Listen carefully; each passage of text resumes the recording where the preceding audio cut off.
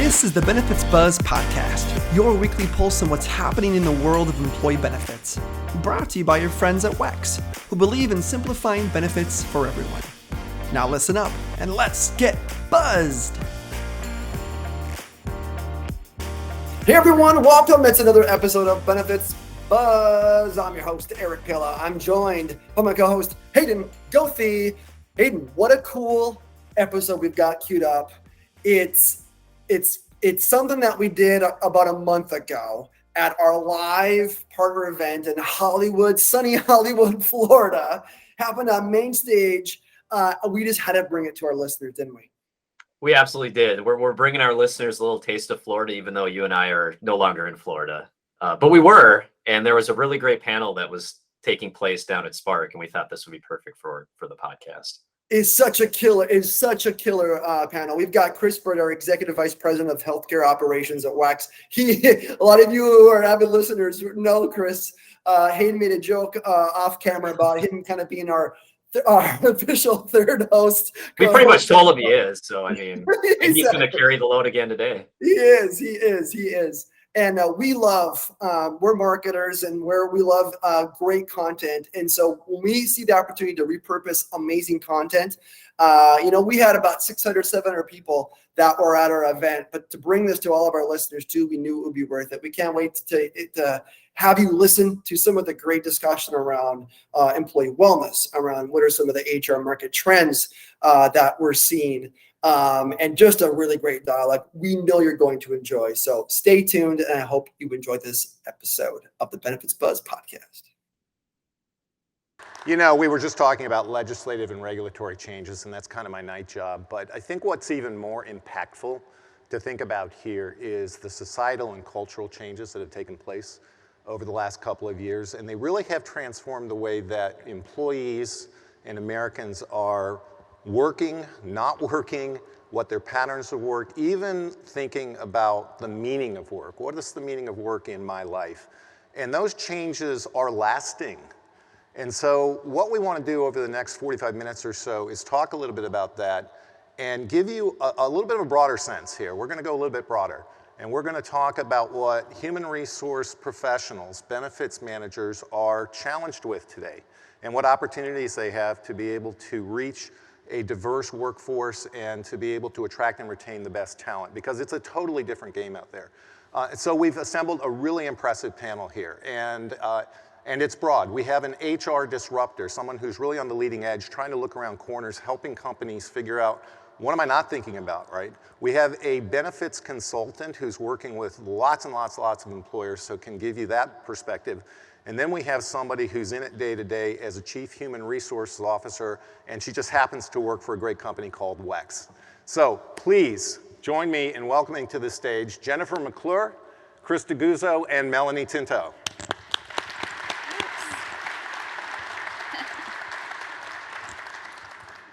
We all made it up without falling over.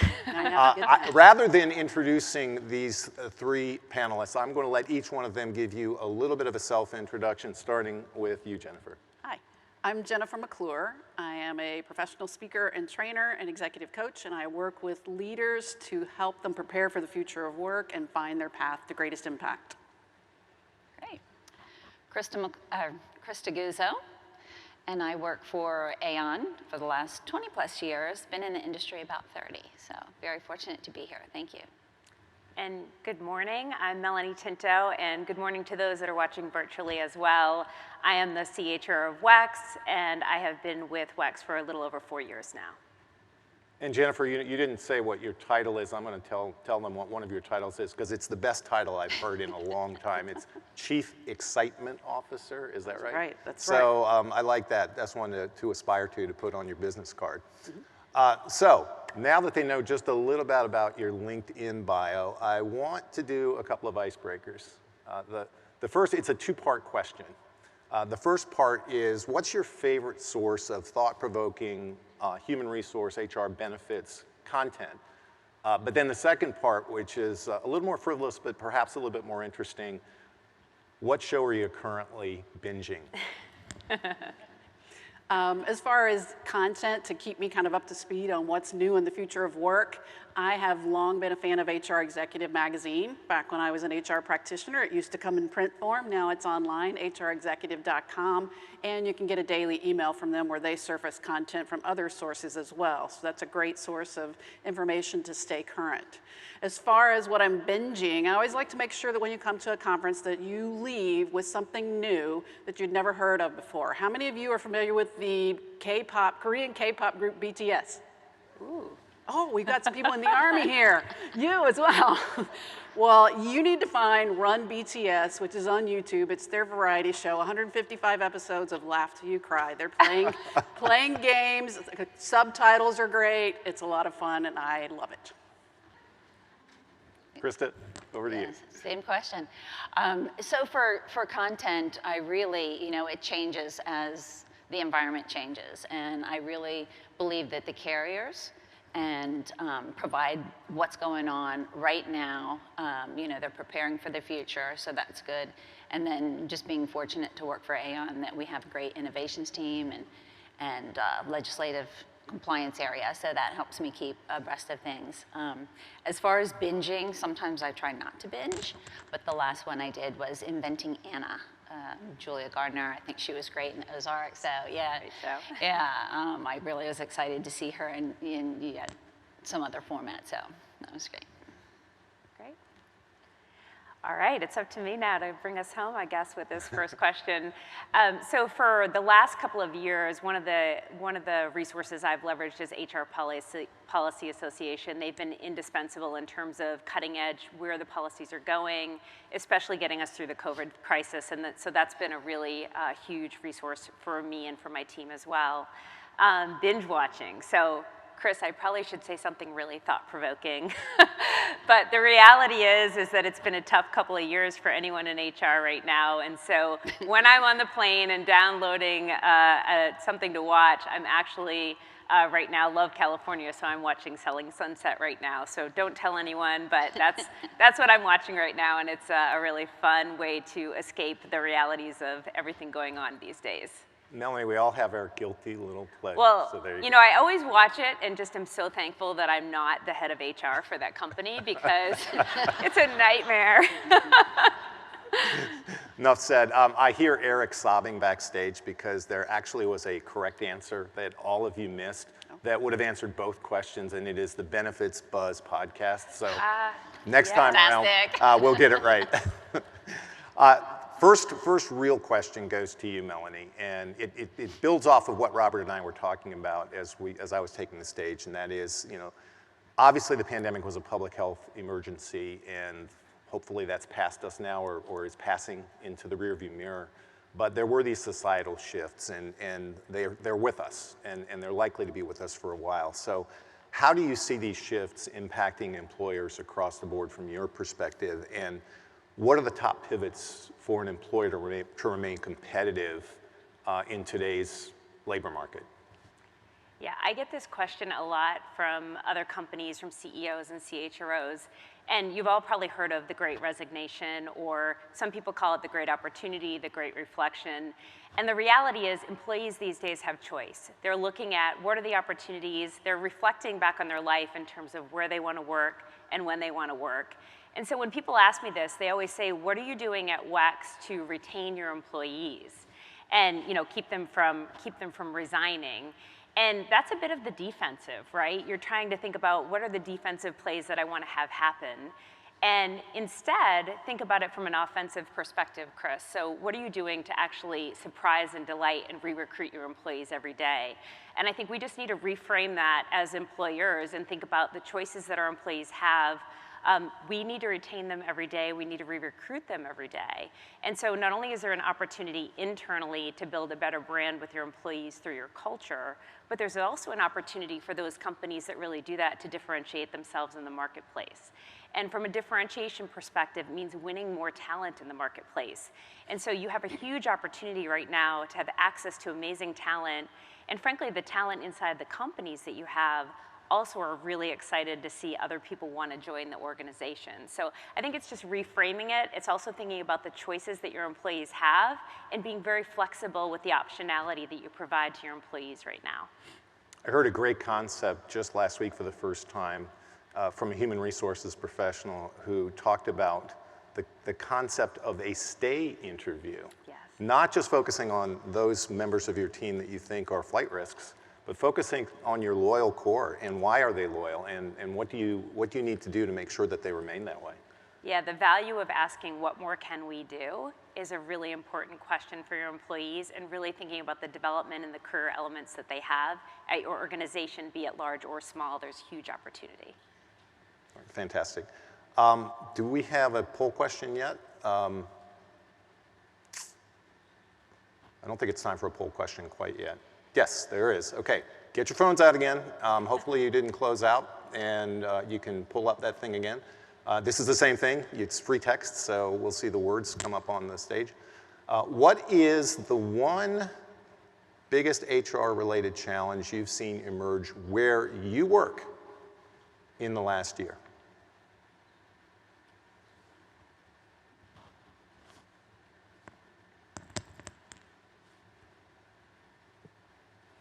There should be a drum roll.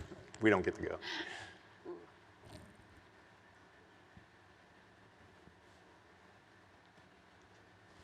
Oh, it's all the way behind us. Hiring. Hiring and retention, but I see burnout in there. I see something interesting, no poach. Connections, flexibility. Inflation has finally reared its ugly head. No wonder I watch Selling Sunset. In salad. It's all there. Exactly. So panel, any surprises here? Any nuggets of wisdom? Anything that you would jump on? Say no surprises. This is where we are. I mean, this is exactly where we are, and we offer benefits for attraction and retention. You know, do not forget about your current employees. Make sure that you're offering what it is that they want, not necessarily what you think you need. And sometimes they don't know what they want, right? Benefits and taxes, you know, you kind of close your ears to it, unless you're in the industry. And when you're in the industry, you're all in. You know, you're like, oh, you should have this benefit. You should really utilize this. You should take advantage of this pre-tax savings, you know, and on and on. But the employees aren't necessarily there with that energy. They know, you know, they think of it differently. They know that they're having trouble with their financial areas, you know, so step them up for education. You know, it comes back to the basics. We're always coming back to the basics, but it's just outlining it in a different way. So today it might be a 2-minute video on why you need a budget, right? Might be a 2-minute video on how to think about your benefit plans. You know, you're going to be making this decision for the rest of your life. What to choose, what not to choose, what do I like, what do I not like, what does my family need, where am I in that dynamic? So again, it's all just, you know, focus on who's there and who you want to attract, right? If you want to attract a certain type of person, place those offerings out there to get them. You know, you have some control about how your company or corporation is going to look in the future. The good news is that these aren't new issues. You know, recruiting and retention, if you ask HR leaders, people leaders, is probably always one or two of the biggest challenges that they face. Recruiting being, how can we get enough people, or how do we get the right people if times are more in the employer's favor? Retention, how do we keep the right people? How do we make sure that the people aren't a good fit for us or finding their bliss elsewhere? So the challenge with both of those is that they are also very complex. You know, how do you recruit and retain the right people? It's through a whole word salads of things, you know, the right benefits mix, the right culture, the right leadership.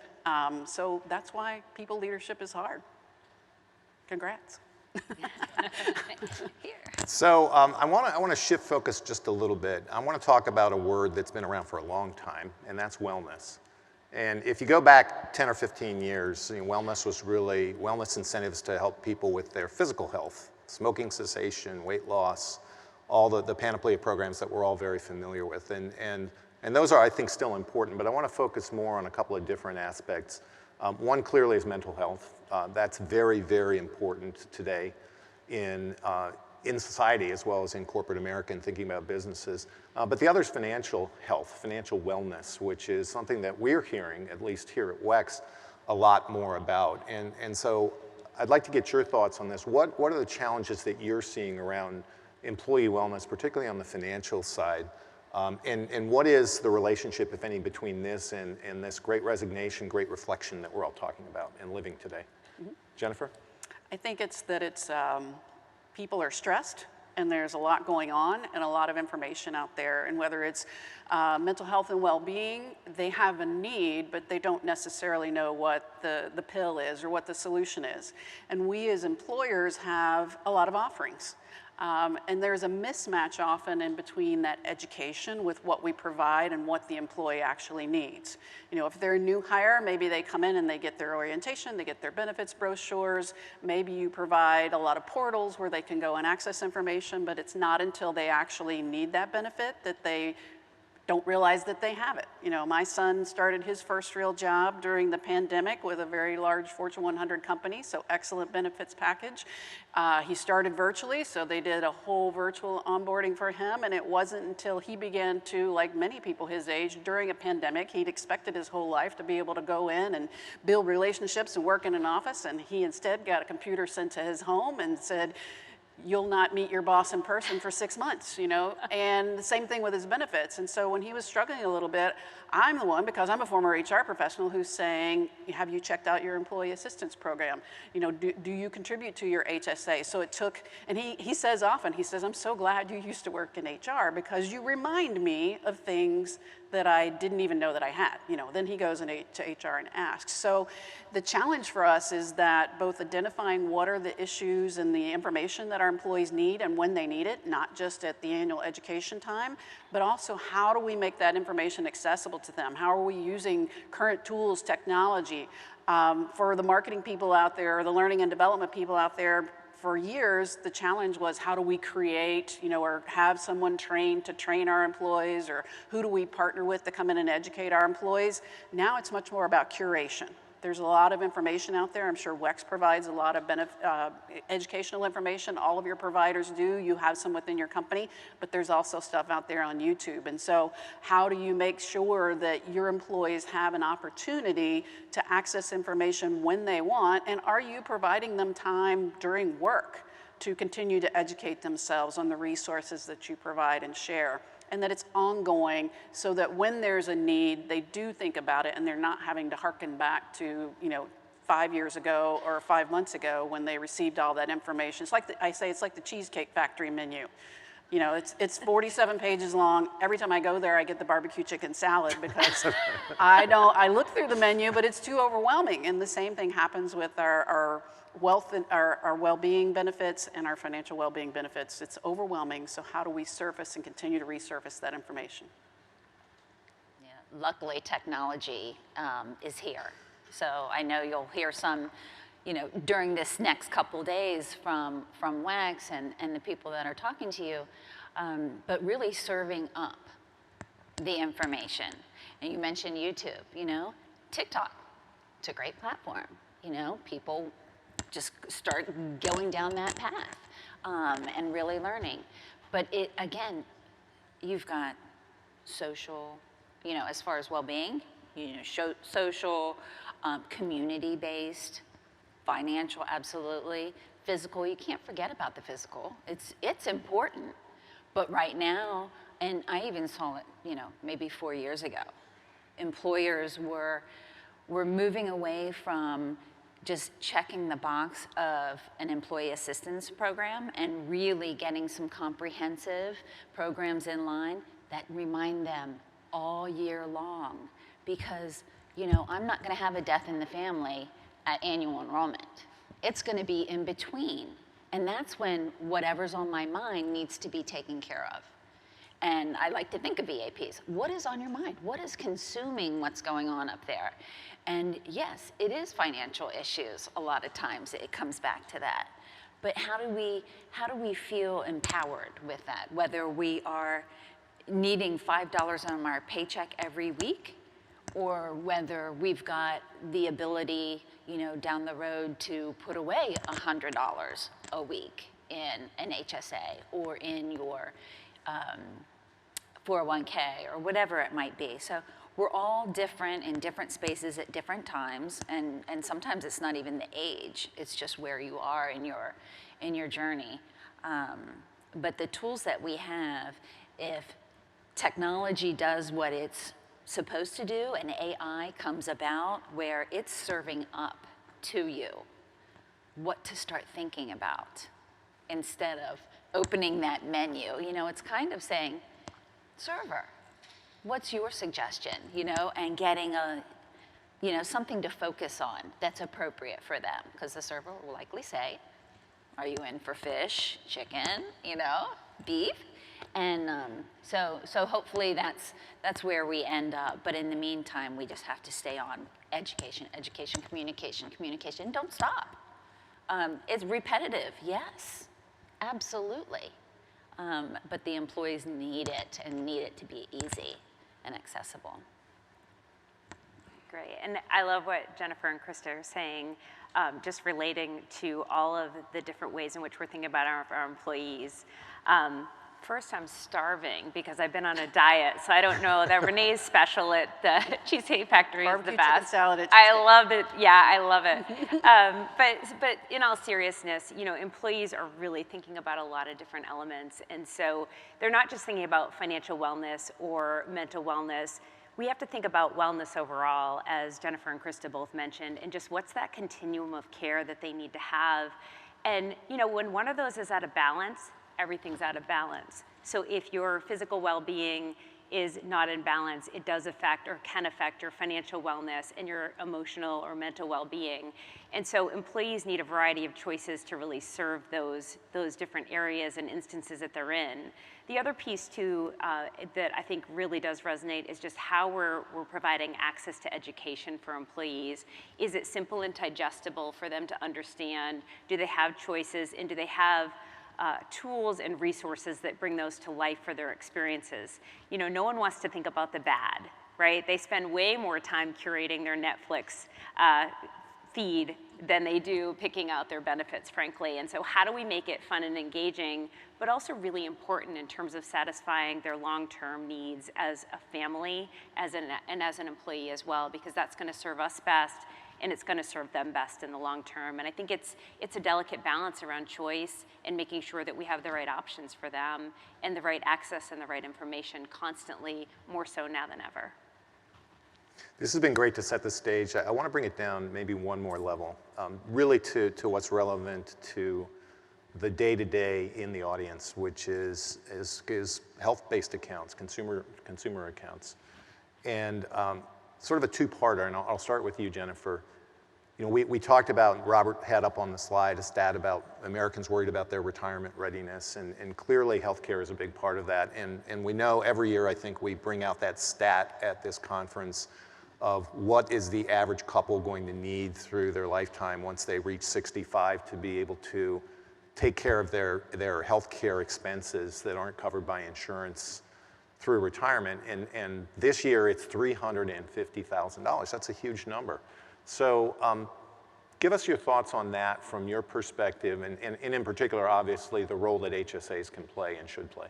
Sure. I think, again, it's very confusing because we get so much information out of us. If I think back to when I started my career, in my 20s like everyone else, and I'm sure they brought in a financial planner who did a lunch and learn, a brown bag lunch or something, and that person stood up in front of me and everyone else and said, if you're 21 years old and you contribute $100 a week to your 401k, by the time you retire, you'll have $70 billion. And I'm sure I contributed to my 401k, but that $70 billion number was not relatable to me at all. So when you say something like $350,000 in health insurance costs is going to be required in the future, I think many of us blank out at that. I think what we have to do is to make it real. And some of that is through storytelling, through sharing, whether it's personal stories or examples. For me, again, I've contributed to from my 401k, maybe not at the level that I should, so hopefully that's going well for me. But my financial planner also told me at one point I needed to buy long-term health care insurance when I was in my 30s, and it was relatively cheap. And I said, nah, and now I'm not in my 30s and I don't have that, and I wish I had listened. So what would have made it more real? Well, both of my parents passed away in their 80s. They bought long-term health care insurance very early on, had very good benefits because of the companies that they worked for, and both were in the hospital for extended periods of time. And I was the one receiving the medical bills and seeing how much that cost was, and the fact that they didn't have to worry about it while they were alive, and that I didn't have to worry about it after they were gone. So same thing with HSAs. It's a challenge for employees when it costs $100 a week or more to fill up your gas tank, and groceries are twice what they were. And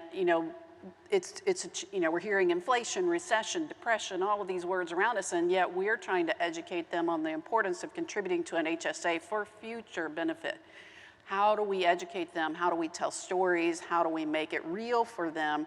And how do we also help them to understand that, what people use all the time, well, it's a cost of a Starbucks. Starbucks was up there. It's the cost of a latte at Starbucks. That's not necessarily relatable to me, but help me see what I can avoid. We're motivated more by fear than we are by opportunity. So I'm not saying scare people, but help me see what I can avoid by sharing real information, personal stories, to help me understand what are the best choices that I can make with the benefits that you offer. Krista, a little bit of a different approach to this general topic. And we talk a lot about retirement in the room here. And it's important, it's really important, and it's a bit of a crisis in America, but we also don't want to lose sight of the fact that for a significant percentage of the working population, they're still trying to figure out how to get through the next week, the next month, the next quarter, the next year. Robert had a good statistic, again, that he put up on the slide earlier, but to put a really fine point on it, there are a variety of different studies out there. And between 1/3 and 1/2 of all the Americans who've been surveyed, depending upon the study, say, I don't know how I would handle an unexpected $400 expense, whether it's my car blowing up, my air conditioner failing, or, as inevitably will happen, a healthcare expense, because 85% of people have a deductible in their employer's health plan. And that average deductible for a single person is $1,700. So that exposure is very, very real. And so talk to us a little bit about how people think about emergency savings and the ability to be able to make sure that they have what they need for their healthcare expenses. Right. So elective benefits, your accident, your AFLACs, your hospital indemnity, those came about for those very real reasons. People could pay, $4 out of their paycheck on a regular basis, so that if that event happened, they wouldn't have to fork out $2,000, right? But it goes beyond that, and the adoption rate of elective benefits has increased. I've just seen in the clients that I work with, a lot of them are like, no, we don't really, want to force that on our employees. Well, nowadays, they welcome them. It's almost like they have to have them in that benefit package because the employees are saying, we want this. But outside of that, you've got this great run of benefits. Health reimbursement arrangements. Those are becoming more and more popular. I think they were going away in the past, and now I'm seeing an emergence of the HRAs, and mostly because the employer is laying out that money for the employee. So they get that. Right? I've got first dollar coverage that I'm not contributing to, that my employer is giving me. So they really grasp that. But you can't forget about the health savings accounts either, because they are very important too. And in that spectrum of where someone might be, starts with education, right? I don't care how smart or educated you are, you need to understand what the health savings account allows you to do and how it can grow. And it's not even necessarily growing into retirement, but just growing over the next months, right? How can my money grow over the next months so that if 2 months down the road, I break my leg and I have to pay a deductible or a copay or something like that, I'll have some money in that health savings account. You know, and from there you can start seeing, okay, let's build this account. Let's think of this as something that would cover an entire deductible. Okay, now you've got real money in there. Do you want to invest it like your 401k? You know, and on into using it for retirement. And you know, I have a health savings account and have had it for years. And you know, I think it was the second year, both my husband and I were in a surgical situation. And that money just, it was gone, and it was heartbreaking. Ooh, sorry about that, everybody. And, but you just keep on, and the commitment, right? So one of the books I just finished reading, it was Well-Behaved Woman. It was about the Vanderbilts. And it didn't matter whether it was hard times. The commitment was there, you know, and it's about the integrity of the person and continuing on. So HSAs have that wide spectrum, and I go back to education on that. LSAs, the lifestyle spending accounts, those, when I heard about them a few years ago, I'm like, these are great, you know? The employer, don't spend money on a holiday party for me. Give me some money, you know? Give me the money that I can spend it how I want. And, you know, and of course the employer has some guardrails around that, but you know, I might need a fishing license. Shocking, but it might be true. Or someone else might want to do Pilates. Someone else might want to go and see a motivational speaker. You know, they might want to come here and use that money. So there's just a lot of things that can do, and that really speaks to the broad needs of what the employees want. And when you give the employees what they want, you're likely to keep them with your company. You know, all other things being equal, but it's helpful in that realm. And the flexible spending accounts, you can't forget those too. So health savings accounts, we saw a lot of adoption on a dual option, you know, saying in the future, you'll offer this health savings account siloed, and that's gonna give you the best for your money. You're gonna have your employees engaged, your medical trend's gonna go down, all of those wonderful things, but that didn't really come into fruition. So health savings accounts are typically aligned with a PPO or some other account that some employees are more comfortable having. And if they have those accounts, they also need the pre-tax benefit savings. They need the FSA. So you're not seeing a broad movement toward full replacement HSA plans in employers, and I think that's true. I think the conventional wisdom many years ago was that by now we would be there, or at least we'd be 85 to 90% of the way there. Right, and with you know, legislation and again technology, flexible spending accounts are a lot easier to use nowadays. Less claims are getting denied, you know, and you need to provide the bill. But you have, you know, you should have them alongside of a PPO plan. And I think that's you know, the word that's been resonating with me throughout this conversation is choice. You know, we're talking a lot about trying to attract and retain a diverse workforce, and choice is a key element of that. And I think that really plays into it. But then you talked about the Cheesecake Factory menu, and you know how much choice is too much choice, and that's sort of the knife edge that we all walk. But one of the questions that is in my mind and our mind at WEX is, if you're an HR professional, you've got this broadening array of choices that you're providing to your employees. How do you know whether they're resonating with your employees? And kind of a follow-on to that is, you know, Krista, you talked about it a little bit, you know, any other kinds of new and innovative things that you're hearing about that benefits professionals are trying out in the market? I think it comes down to we have to talk to our employees. You know, if you're in a large organization, maybe that's using pulse surveys or information, but often when we talk about whether it's stay interviews, which have always been cool, not just now, we do the exit interviews as well, but are you also doing an interview with your new hires 30, 60, 90 days after onboarding? And in those new hire interviews, the stay interviews, the exit interviews, are you asking questions about your benefits package? What was it that attracted you to the company about our benefits package? What is something that we offer that maybe you did not have at your last employer that you're excited about having here? For your employees that are currently here, what are the best benefits that we offer that you fully take advantage of? What is something that you wish we offered that we don't offer? And for your employees that are leaving, you'll probably be surprised if you ask the question, how many of them may be leaving because of a better 401k option or because of a more robust HSA plan or something of that.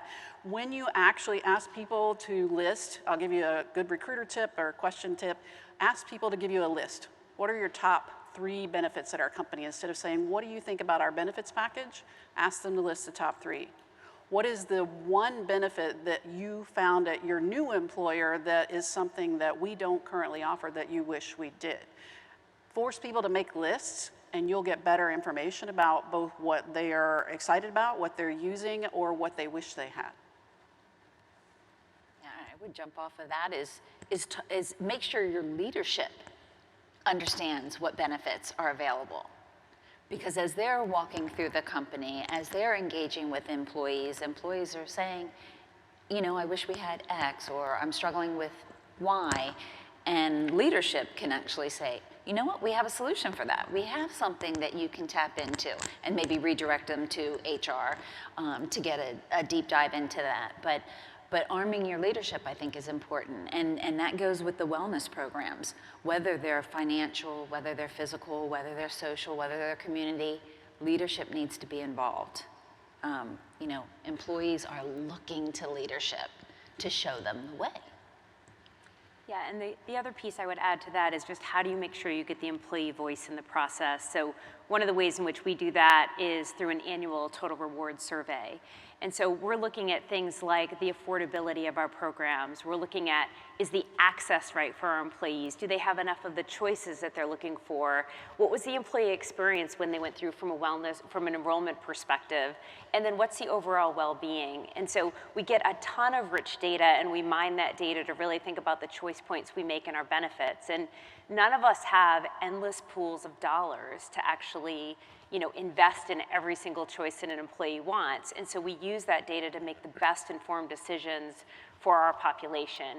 And I think that's really paid dividends in terms of, if you think about, there's benchmarks out in the industry, right? So there's tons of information, but your employees might have slightly different needs or interests, but depending on your culture, depending on the progressive nature, they might want, you know, more benefits related to fertility, or depending on the age group and demographics of your population.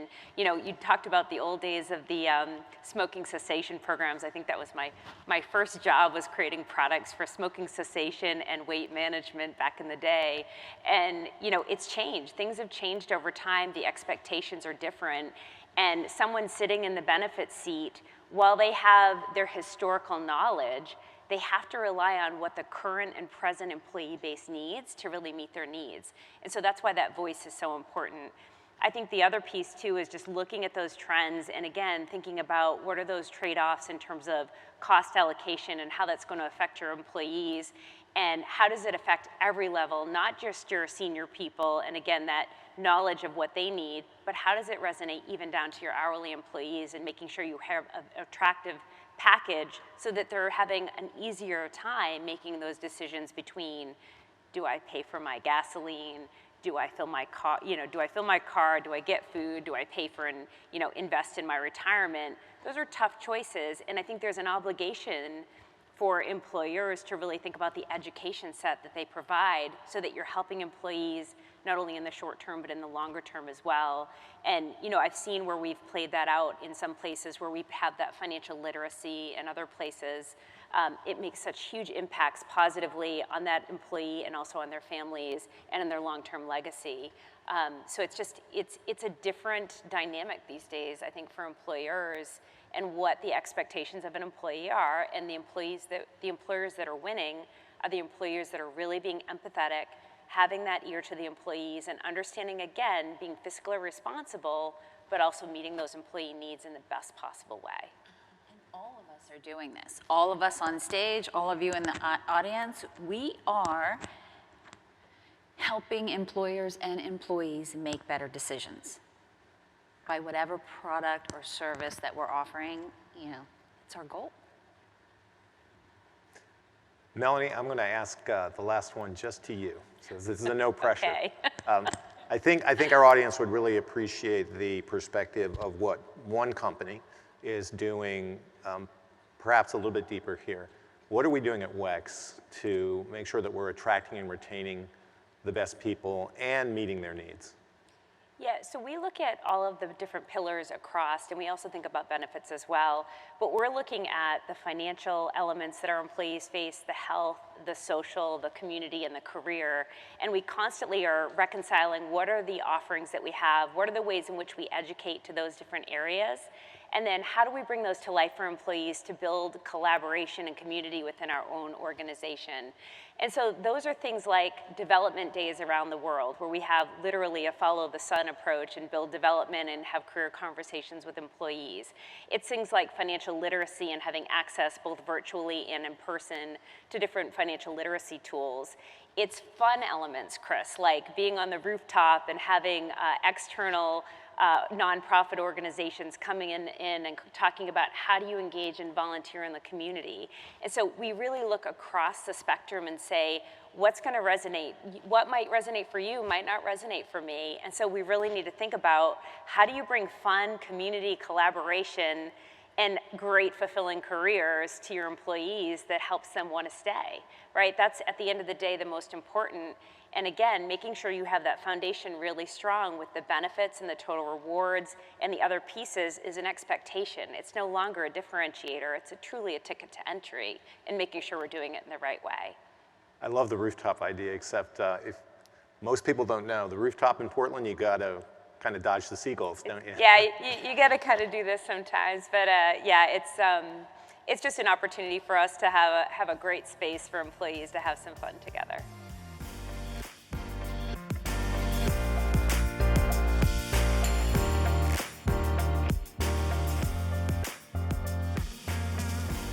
WEX is in the business of simplifying benefits for everyone.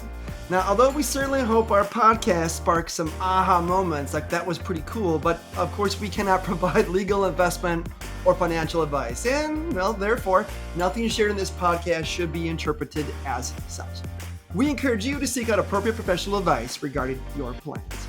Hey, congratulations! You made it through our disclaimer. Thanks for listening.